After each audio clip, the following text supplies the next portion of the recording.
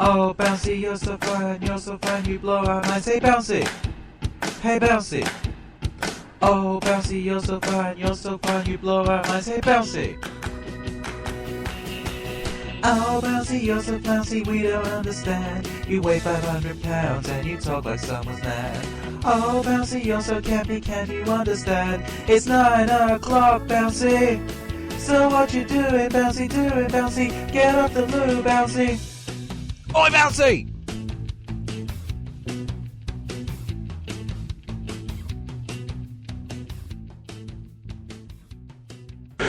Hello everybody. I apologise if I sound a little bit, a little bit dozy, a little bit dopey, a little bit of everything all mixed into one. It's been a funny week on the Lolocaust Flat, I'll tell you that much. So let's start off at the beginning, shall I? As you may remember, last week we had a bit of an issue when the local graffiti artist Wanksy came and graffitied our shop below us. Right, we were about to have a guest on the show, which obviously doesn't go down too well with people like me. So after raging about that and complaining to the council and getting it all cleaned off, I figured, what could be worse now? What could possibly have gone wrong? And unfortunately, it turns out we didn't pay attention to the warnings the council had stuck on the side of the shop, where essentially we were told that we would have to get out of the property because, well, for want of a better word, it wasn't suitable. We shouldn't have been here, and the fumes drove us all completely insane, which is, obviously not preferable. Dalek ended up spinning around in the bathtub. Dr. Hamhock has completely disappeared. We have no idea where he is at all. So it's a bit of a different show today. So as you may notice, I'm playing with a bit of music in the background there, and it's all good. So I'm just gonna play this little bit of intro music, and then I'll see you on the other side of it. Enjoy. Hello, welcome to the Rambelow Science Enrichment Flat. Your pods have been processed, and we are now ready to begin the cast proper. Please note that a smell of pot noodle and socks is not part of any test protocol, but is an unintended side effect of the Rambelow Science Weighted Companion Ball. The Enrichment Flat reminds you that the Weighted Companion Ball cannot speak, although may attempt to communicate using a series of grunts and 1980s references. There will be no cake, because the Weighted Companion Ball has eaten it all. So there you go. I have a feeling that I may have been the weighted companion ball of that was referring to, suggesting that I've been eating all the cake. Would that be correct? I don't know. So, hello everybody. It's officially the 4th of July. If we were American, we'd be setting off fireworks and celebrating the time we kicked the British people out of America. And as being a British person of sound mind and body, I'm celebrating the fact that, well, I'm no longer responsible for America, which is huzzah. Let's all have a bit of a cheer for that. You will have to bear with me, like as I said. It's a bit of an odd show. We keep having things go wrong and things just suddenly dropping in and dropping out, and I don't know why it's happening.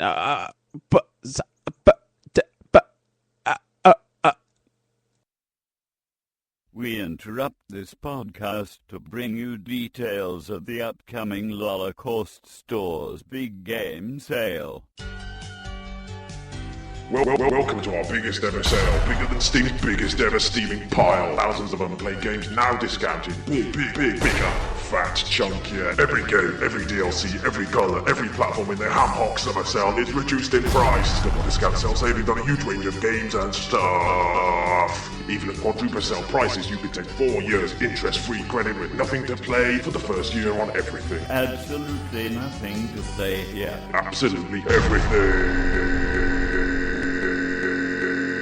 the great summer sale, up to 70% off content on selected games. Listen, sir, save. There is only one Bouncy sale. Great games with over 50% of their quality taken out. It's all summer, only at Lolocaust in your lurk holes. no hardcore gamer interest ever. With our famous 4 years content-free credit, moving to a new podcast couldn't be easier. At the big game sale, 4 years quality free means you pay no interest to this podcast at all on whatever you play. Unlike some podcast sales, it's on everything we upload. There are no exceptions, no game worth buying ever.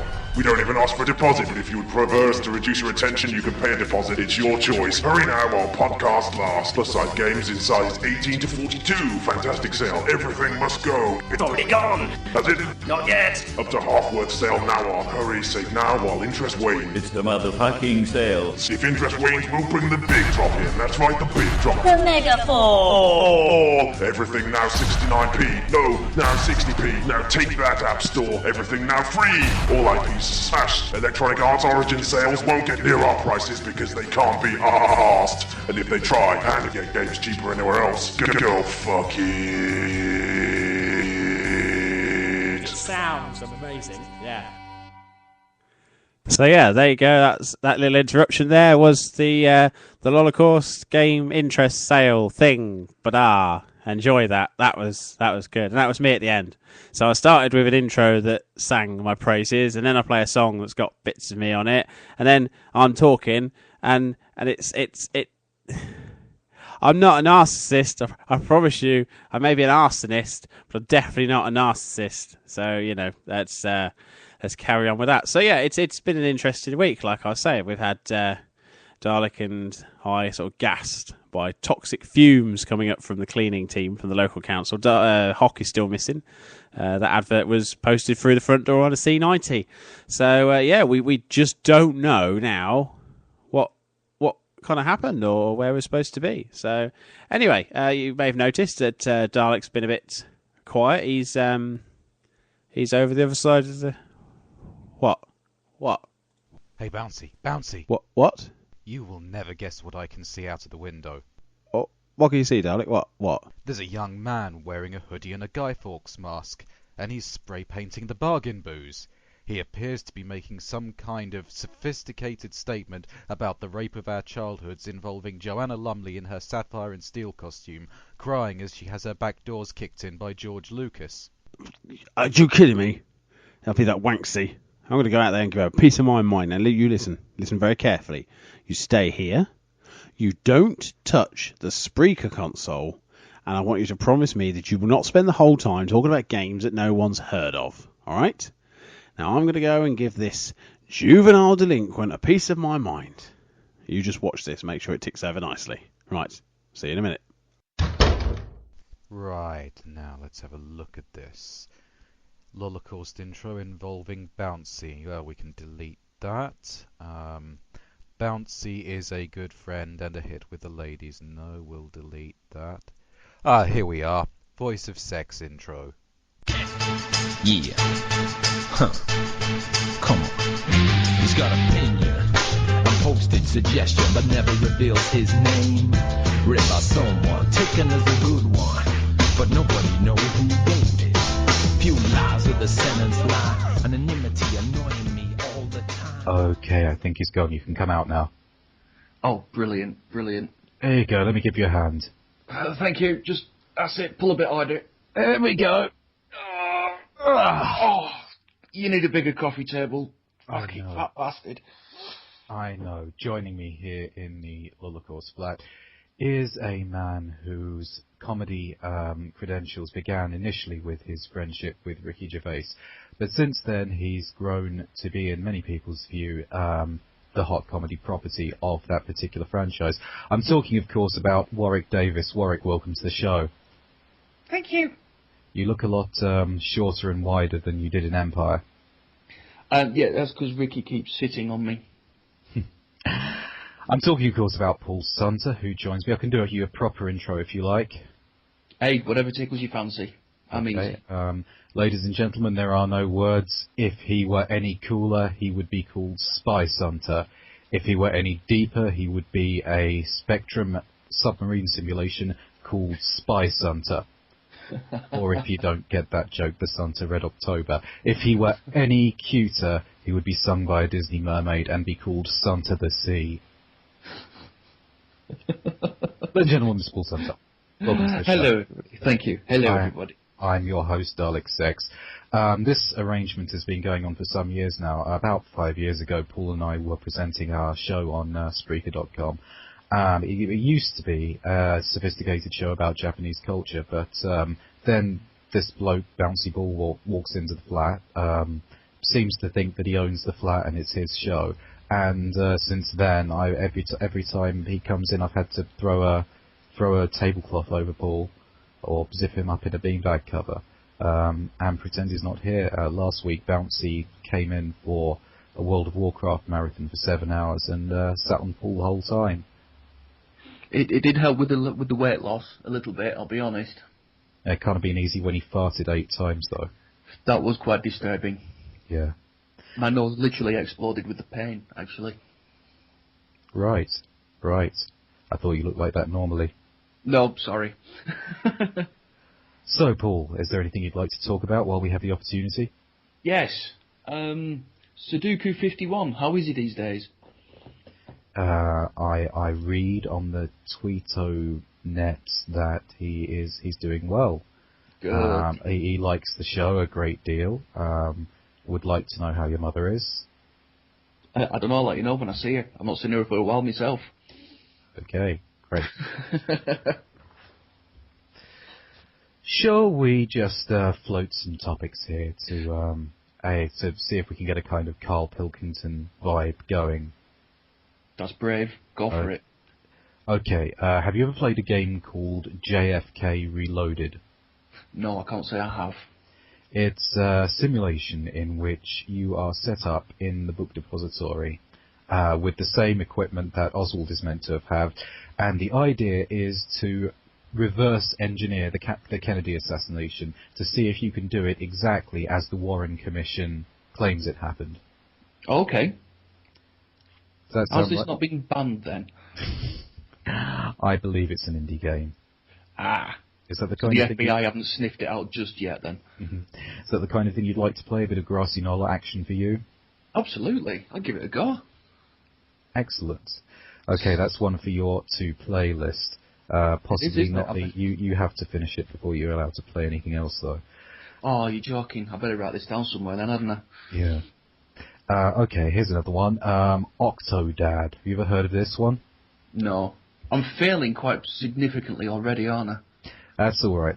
I'm being purposefully obtuse. Octodad is a game... I'm not sure for certain, but it seems to be made using the Garry's Mod engine, because the ragdoll physics look quite familiar. You know all those videos you get on YouTube where people are getting G-Man with a bunch of balloons and dragging him around?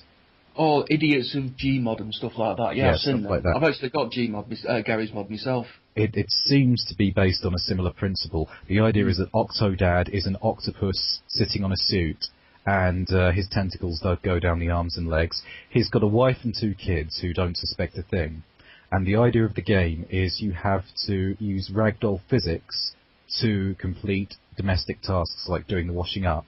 But if you can't do them with sufficient grace and precision, like if you end up smashing all of the cups all over the place with Octodad's enormous strength and flailing tentacles, then his family will figure out that he's actually an octopus. Ah, I see. This looks quite good, actually. Yes, one to look up. Apparently it's been so successful that they're doing... the first one is free to play. They're doing a sequel called Octodad Deadliest Catch, which will be a bit more swish and will be pay to play. Oh, brilliant. Sound good? It does. This does. I'm kind of liking the look of this one, actually. I need to write these down, otherwise I'm not going to get to play anything, am I? Hang on. I've got a pen. I've got a highlighter pen. Okay.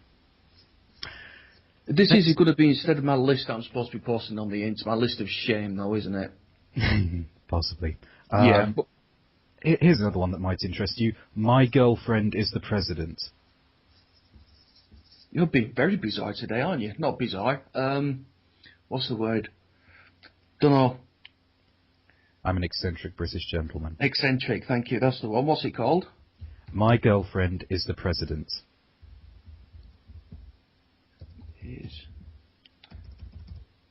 You can YouTube a video for us. I'm just Googling at the moment. I'll endeavour to explain the plot briefly to you. It's a bizarre Japanese game, isn't it? It's a bizarre Japanese game, yes. Aliens crash into the planet and accidentally kill the President of America. They attempt to fix the problem by picking a random bystander who happens to be a Japanese schoolgirl. Of course. And brainwashing the entire globe into thinking that she was always the President of America. And then off they go. And you play her best friend, of course, a childhood friend. It is always childhood friends. Absolutely, they're always school children as well, schoolgirls. Yeah. Very, very short skirts. You have the choice throughout the game to bang her. You can bang the president of Russia, who is a female schoolgirl version of Vladimir Putin. Or you can bang the sexy female schoolgirl head of the alien invasion force. Oh, brilliant. Brilliant. I don't know if there's a harem ending which allows you to have all three of them, but it's Japanese, so there will be. Yeah, absolutely. Will there like any kind of tentacle sort of things as well? We've already done Octodad. Also, no, I mean like tentacle red or something like that, because he's like, kind of hentai, or whatever they call it. Octodad is a respectable family man, so it's not Octo Fritzl. But my girlfriend is the president. I am assuming there's going to be some sort of tentacle rape in there, unless. I think it's required by law. With a Japanese game, it usually is, isn't it? Moving on, would you ever have in your house, being a family man, a copy of Super Pee-Pee Brothers? I used to have. But then it mysteriously disappeared. Do you actually know what I'm talking about? Or are you just I have no idea, actually. No. Okay. I was trying to sound like knowledgeable and everything, but I've obviously failed miserably. Super Pee-Pee Brothers is a Wii game. I don't think I can describe it any way other than target practice the game. You hold the Wiimote at your groin. I've just got a picture of it here. Oh, no. Oh, those crazy Japs. There we go, then. Here's another one for you. People actually pay money to play these things. Apparently so. They even spelled PP, P-I-I, so that it looks like Wii. Because there it is. It's the Nintendo Wii game. One more question. If you were to land a high-paying, high-profile industry job writing games reviews for, well, it can be anyone other than Edge, basically. Imagine your editor tells you you've got to play and review Rayplay, and your job depends on it. You will be fired if you refuse. Would you do it? Wait, what's it called? It's called Rayplay. It's a clever pun on the word replay, but with the word rape. Yes, I'm just looking. Oh my goodness! Well, you've said yes now. Yeah, now, I would do it if my job depended on it. Yes. Well, now I'm going to tell you what the game's actually about. You play the son of a powerful Japanese businessman, politician, or something who can get him out of trouble for anything. Okay. You start the game following a woman home on the train and violating her. If you manage to do this successfully, this opens up access to her two daughters. And the game, as the game progresses, the idea is to psychologically break all three of them in order to create and perpetuate an endless cycle of institutional violence and abuse. That sounds like my marriage, actually. There are only two ways the game can end. One of them will knife you during How's Your Father. if you try certain things before you've properly broken her in. And Right. another way, this is the part that I find particularly disturbing. And you know, when I say something like that, then It's got to be really, really disturbing. Yeah. every time you spoff interiorly, Right. there is a pregnancy risk. Yes.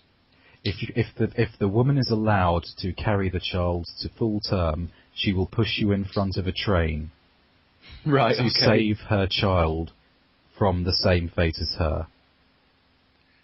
So there could be a little bit of incest going on there as well if the child was actually born. Presumably that is the implication. Mm. Could you really comfortably sit through that? I've done one weirder things, I'll be honest. So yeah, I give start again. If my job was on the line and I was told I had to review that game to keep my job, yes, I would do it. And I would probably absolutely fine playing it as well because I am a weird kind of person sometimes. Well, there you are. Yeah. I mean, would you? Have you, in fact? I have not. I've had a quick look at the first level where the girl gets groped on a subway train, and it features the ability to pray to the gods for a sudden gust of wind that will flip her skirt up. And the fact that you can do this isn't so disturbing as the idea that the Japanese clearly believe in a god of rapists who smiles kindly on the antics. Well, the Japanese really are a weird lot, though, aren't they? Quite nice people, actually. Oh, I have absolutely no doubt about that, but they are bloody weird. Cheap booze. Good food, cheap booze. Mad as fucking brushes. Yeah, proper cuckoo. Oh shit! I think I just heard the front door go. Quickly, Paul, get in the ironing cupboard.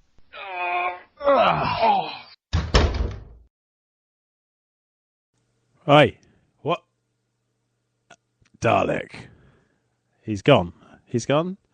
There's a smell in here. There's an awful smell. It's like special brew and cheap fags. And normally that's not Dalek. That's, I don't know. It's a smell I've not smelled since. No, couldn't be.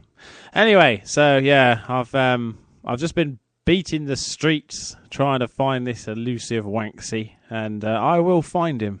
I will find him and I will bring him to justice. His work is a blight on this town, and frankly, I've had enough of it. But Daleks now seem to have disappeared, and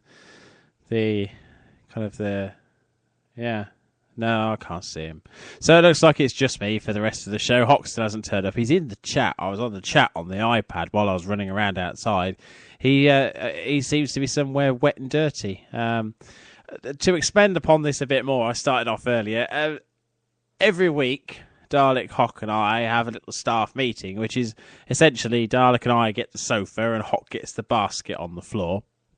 And we just beat out ideas, and there's a biscuit in the middle of us. And those ideas are beat out all over that biscuit. And the last person to come out of a good idea has to eat that biscuit.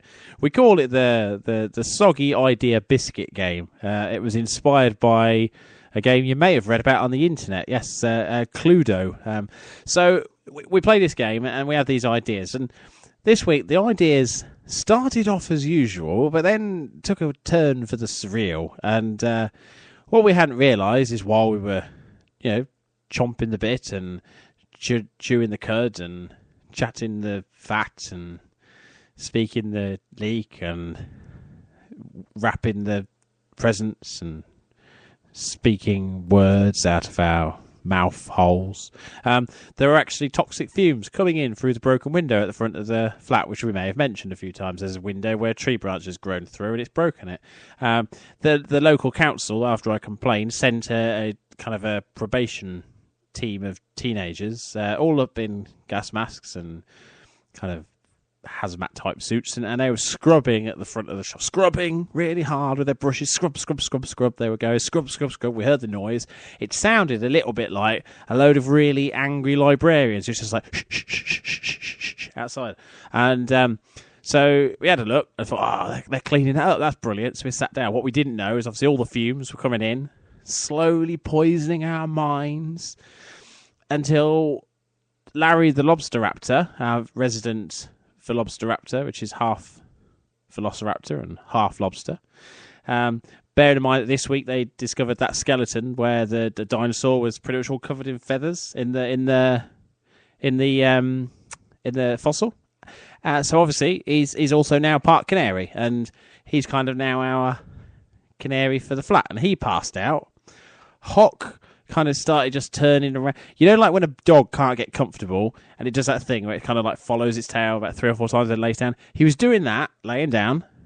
Then he'd stand up, he'd do it again, he'd lay down. He just kept doing that. But the whole while he was reciting the music from the opening credits of Why Don't You? Which is sinister. I don't even need the words, just individual notes. He was speaking them sequentially. So Dalek and I looked at each other, looked at him, and thought, what the devil's going on here? Then there was a knock at the door, and there was a man asking for help. And I thought, well, that's a bit unusual because we haven't got a door. Not down, you know. And I've just come in through a door. That's the door to the room. We've got to get to the actual flat. You have to come up with a basket on a string. We hadn't brought anybody up. I can get up anyway. I've got a secret way that I don't tell you about. But so he must have found a secret way, and I opened the door, and there's a man dressed as a sailor knocking on the door, and he's saying, "Help! You got to help me." And I was like, "Well, what's the matter?" He was like, "My world's under attack." And I was like, "Well, you've come to the wrong place, really. I mean, I've got a mad bastard in a basket, literally a basket case, and then there's us two sitting on the sofa talking about putting together a cheapy, like, video game related podcast."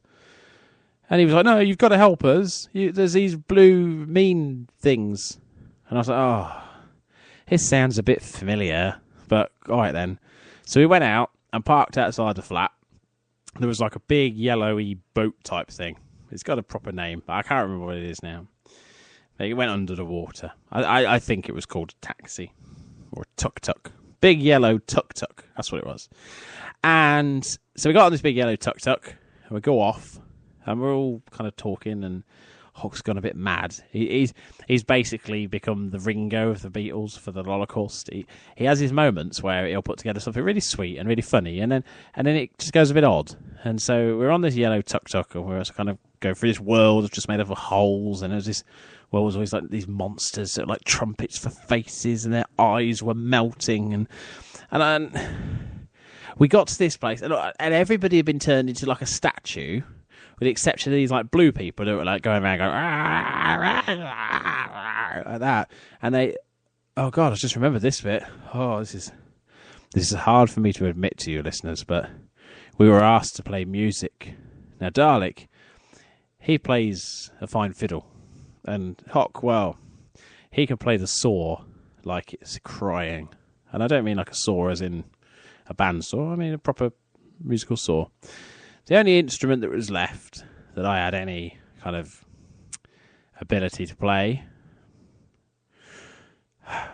Right. Now, this is just between you and I, okay? I had to play a ukulele. A little wooden ukulele with flowers painted on it. And I'll be honest, if this gets out, my potential job application forms for the future will never get answered because nobody wants to hire a fat bearded man who plays the ukulele. I'll end up in Hawaii making shell necklaces for tourists. So this is just between us. Anyway, we were playing a song, I think, if I remember rightly, where we were doing the greatest hits of Jive Bunny and the Master Mixers. There was a request form there, and somebody had written it at the bottom, and I don't think they expected us to play it, and we played it. So it's like, come on everybody, come on everybody,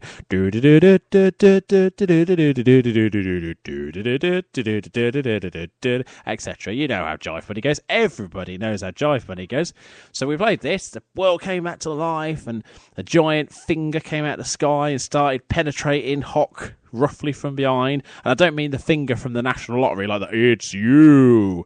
It was like, no, it's just an evil thing. It was like, it's anus. And it was getting him. And I thought, oh, I've seen this bit before. And I went, you're giant glove. If we take the G off of glove, it makes love. And he went, yeah, I love Hock. I am the spiritual kind of representation of Belinda the Snoozebot. And I was like, no, you can't turn into a giant ambivalent glove. So, yeah, it's... yeah. I'm not surprised Hock's not here. That was a traumatic experience. Right now, it seems like he was describing, he's in a big, kind of soggy, smelly tunnel. I think he might have actually fallen up his own anus. How do you rescue somebody from their own anus? I don't know what to do. Anyway, so I woke up in the flat. No, I didn't wake up in the flat. I woke up at Aldi, in the car park, on a small wall. My shirt was gone. It felt like I'd been attacked by a giant vole or something. I got back to the flat. Dalek was here. It sounded like he was talking to somebody, but when I got here, there was nobody here. But the coffee table, I tell you, the coffee table seems to get bigger and smaller all the time. Yeah, that trick where you put like a couple of 2p's under the furniture, lift it up. I'm sure Dalek's trying to catch me out. I've noticed it, but I'm not going to fall for his ruse. That coffee table can go up and down as much as it likes. I mean, you know, it's not as if he's hiding like some fat northern bloke under there. That's not possible. So I got back to the flat and we kind of looked for Hock and couldn't find him. And now he's messaging on the chat thing and he's there, but I don't know what to do. I mean, essentially, instead of like, we've lost Hock, we could have just said, Peter, you've lost the news! But instead, we've lost Hock, and that's upsetting, listeners. It's upsetting. I mean, that's probably why Dalek's gone back to his room. He's having a little cry. It's been a hard week, all right? And so, as a result, the show's not the usual show. But we've all been poisoned by toxic fumes, and our Velociraptor's violently ill all the time, and Hock's missing, possibly up his own rectum. He's describing it now on the chat. He says there's a hole in the ceiling dripping water, yellow water, which looks like he's actually fucking himself in through his own like prolapsed rectal passages. And he's now peeing on his own head, but he's actually inside himself in a tiny form, like Dennis Quaid in Inner Space. I mean, what do we do? What do we do? And I think all we can do at a time like this is settle down and just remember the times when Dalek's soothing voice would come on and we'd all just listen and we'd feel a little bit nicer and a little bit warmer. So I'm going to go outside and have a little look for Hock and you listen to this lovely story that Dalek has picked from his wonderful library. It's a plethora of literary masterpieces in his library and this is just one of them, so I hope you enjoy. Lolocaust Literary Masterclass. This week, My Immortal. My Immortal remains, for many, the worst fanfiction ever produced. Back in the heady days of 2007, before Anonymous went all lovey-dovey and activist, Beatards considered it a rite of passage to read the entire thing in one sitting. And without further ado, we join Chapter 3, in which the main character, Ebony, is preparing to go on a date with Draco Malfoy.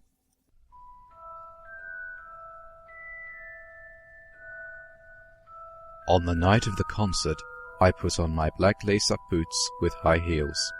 Underneath them were ripped red fishnets. Then I put on my black leather mini-dress with all this corset stuff on the back and front. I put on matching fishnet on my arms. I straightened my hair and made it look all spiky. I felt a little depressed, so I slit one of my wrists. I read a depressing book while I waited for it to stop bleeding, and I listened to some good Charlotte. I painted my nails black and put on tons of black eyeliner. Then I put on some black lipstick. I didn't put on foundation because I was pale anyway. I drank some human blood, so I was ready to go to the concert. I went outside. Draco was waiting out in front with his flying car. He was wearing a Simple Plan t-shirt. They would play at the show too. Baggy black skater pants, black nail polish, and a little eyeliner. A lot of cool boys wear it, okay? "Hi, Draco," I said, in a depressed voice. "Hi, Ebony," he said back. We walked into his flying black Mercedes-Benz, the license plate said 666, and flew to the place with the concert. On the way we listened excitedly to Good Charlotte and Marilyn Manson. We both smoked cigarettes and drugs. When we got there, we both hopped out of the car. We went to the mosh pit in front of the stage and jumped up and down. You come in cold, you're covered in blood, they're all so happy you've arrived. The doctor cuts your cord, hands you to your mum, and sets you free into this life, sang Joel. I don't own the lyrics to that song. Suddenly Draco looked sad. What's wrong? I asked. It's okay, I don't like him better than you. Really? Asked Draco sensitively, and he put his arm around me, all protective. Really, I said. Besides, I don't even know Joel, and he's going out with Hilary fucking Duff. I fucking hate that little bitch, I said disgustedly, thinking of her ugly blonde face. The night went really well, and I had a great time. So did Draco. After the concert, we drank some beer and asked Benji and Joel for their autographs and photos with them. We got concert teas, and Draco and I crawled back into the Mercedes-Benz, but Draco didn't go back into Hogwarts. Instead, he drove the car into the Forbidden Forest. Draco, I shouted, what the fuck do you think you're doing?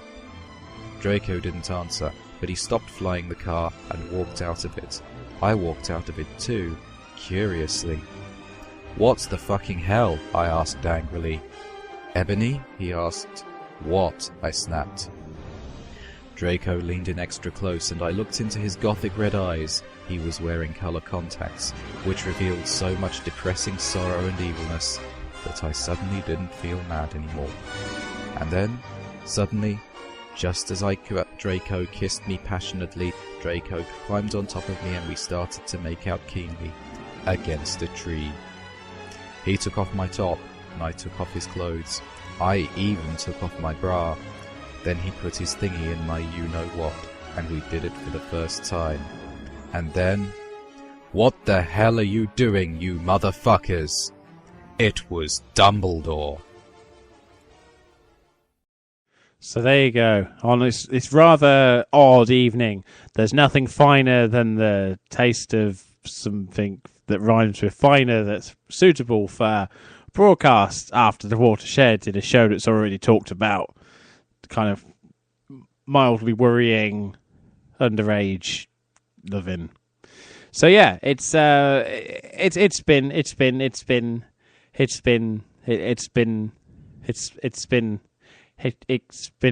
Berliner.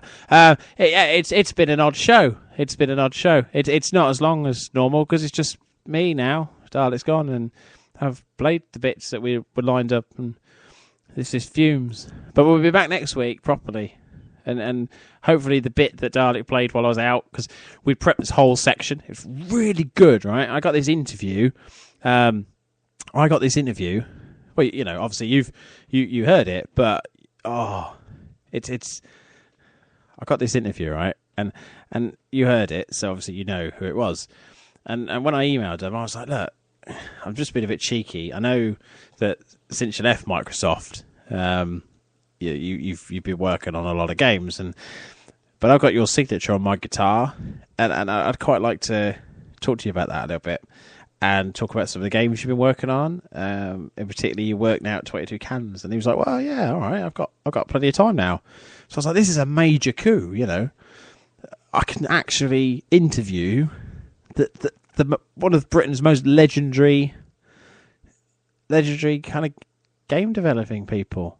So yeah, hopefully you enjoyed that interview. I mean, it took a lot of time, a lot of effort. I had to pay his expenses, so we put him up, not in the Lolocaust Flat, because obviously that's too good for somebody of his caliber. So we put him up in the Rumbelows downstairs. We put a hammock between two old spin dryers. And so we kind of had unparalleled access to him in his life, and he showed me what his favourite songs were on his iTunes playlists, which obviously you've heard the top 3 of those, so incredible. So it's it's been an interesting show. So hopefully you enjoyed that interview, and Dalek didn't muck up the audio like I always do. And I hope you enjoyed Hock's advert thing, and you enjoyed the story and my rambly bits in between. I think, to be honest, I don't think I'm still well, to be honest. But the important thing to remember is that no matter how bad things get, it's you're not in the Big Brother house, are you? You know, it's never that bad, is it? You're not David Cameron. The day he found out he left his child in a pub. You're not Boris Johnson's barber. You're not Dom Jolly's telephonist. Yeah, that'd be bad, wouldn't it? And so there's far worse things than having to listen to me rambling on. Before I go, 2 little quick shout-outs for, obviously, fellow Spreaker shows. That's the Games Cast, which are now out on a Friday night at 9 o'clock. We're hoping to get Paul in on the show soon, because he's never around when I want to see him, and we had Duncan on, so it'd be good to get Paul on while Phil's kind of swanning around Africa, trying to stop the spread of major diseases in Africa, because, he wouldn't be there for any other reason other than curing disease and genocide. So we'll get Paul on the show. And the other shout out is for the Monday Movie Show, who prompted and pointed out on Twitter they're heading rapidly towards their 5,000th listen to their show, which, in just over or just under a year is a marvellous feat. So well done to you two. We're quite close on your heels. I think we might be able to hit the same thing by Halloween, so it'll be a bit of a race then. So well done to those two. You may also have heard me guesting on the Mature Gamer podcast. If you haven't heard that, do go and listen to that. It's on iTunes under Mature Gamer podcast. One of their hosts is taking some leave to go to Minecraft rehab, and so they needed somebody at short notice. And while the flat was, being graffitied, this is before it got cleaned, I was like, well, I could get out of the place. So I went and guested on there and talked some stuff that I haven't spoke about here. So I'm going to leave that as an exclusive for them for now. So if you want to go and listen, do go. You get almost the York notes of my gaming history in that show. I think it's episode, 24, something like that. It's the newest. It's this week's. So grab that, have a listen. Even if you only listen to my bit, which is about kind of 40 minutes in to about an hour in, I think. I do talk other times. And I do apologise because they can't say the name of famous Street Fighter characters during that show. So with that in mind, I'll play you this the closing music. But now listen, people. If you've ever seen a Marvel movie, you'll know you never leave until after the credits. Winky face. So I will see you next week. We'll have Dalek back and Hock will be up to form, hopefully, if I can rescue him from the innards of his own bowel. And we shall see you next time. All right, cheerio, people. Thank you very much for listening in. We are the Lolocaust. Our effect is massive, and our combat is mortal. Our gear is solid, and our brothers are super. Our cry is far, and our evil is residential. Our space is dead, and our dance is just. Our princesses are fat, and our birds are angry. Our cores are hard, and our fantasies are final.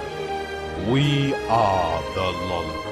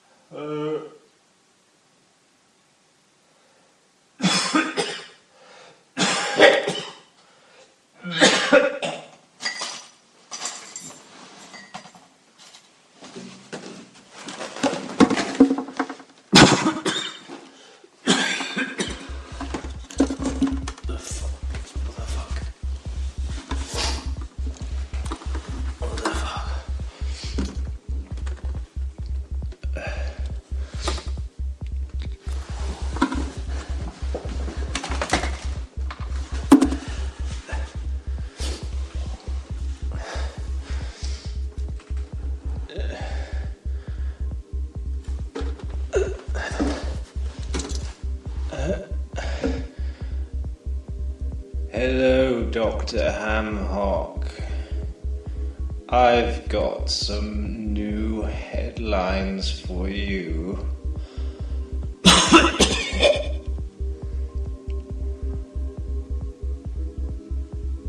Violent video game that encourages players to kill is banned again. Jewish groups slam violent blast the Nazis Auschwitz uprising video game. The over 50s using a video game to keep fit. Move over, Grandma, want to turn on the Wii. Law will protect young from video game violence. Shops could face fines if they sell to the under 12s. French terrorists played violent video game Call of Duty before embarking on brutal killing.